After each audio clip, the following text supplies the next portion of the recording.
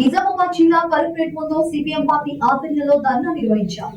నాగారం ప్రాంతంలో అధికారులు కూల్చివేసిన ఇళ్లకు నష్టపరిహారం ఇవ్వాలని డిమాండ్ చేశారు. ఈ మేరకు ఏవోకు వినతి పత్రం అందజేశారు.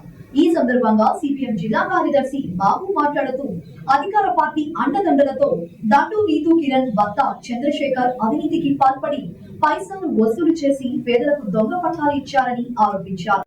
అధికారులు పేదలకు ఎటువంటి నోటీసులు ఇవ్వకుండా ఇళ్లను కూల్చేయడాన్ని ఆయన ఖండించారు.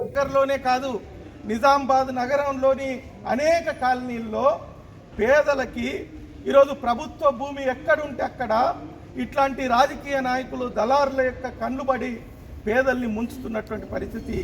ఒక్క నాగారం చెరువే కాదు, అనేక శిఖం భూములు, అనేక ప్రభుత్వ భూములు ఈరోజు ఈ దళారులు కబ్జా చేసి పేదల్ని మోసం చేస్తూ ఉన్నారు.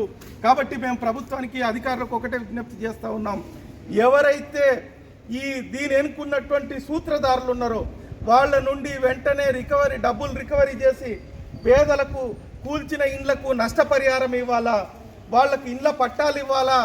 అట్లాగే ఈ డబ్బులు తీసుకొని అమ్మినటువంటి వాళ్ళని చట్టరీత్యా కఠిన కారాగార శిక్ష వేయాలా.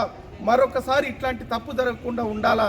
అట్లా జరగాలంటే ముందు ప్రభుత్వం ఎక్కడెక్కడైతే ఈ దొంగ పట్టాలు ఉన్నాయో వాటన్నిటిని వెలికి తీయాలనేటువంటిది మేము సిపిఎం పార్టీగా డిమాండ్ చేస్తూ ఉన్నాం. ప్రభుత్వం వెంటనే స్పందించకపోతే రాబోయే కాలంలో ఖచ్చితంగా ఈ పోరాటాన్ని మరింత ఉధృతం చేస్తాం. పేదల పక్షాన సిపిఎం పార్టీ పోరాడుతుంది అనేటువంటిది తెలియజేస్తా ఉన్నాం.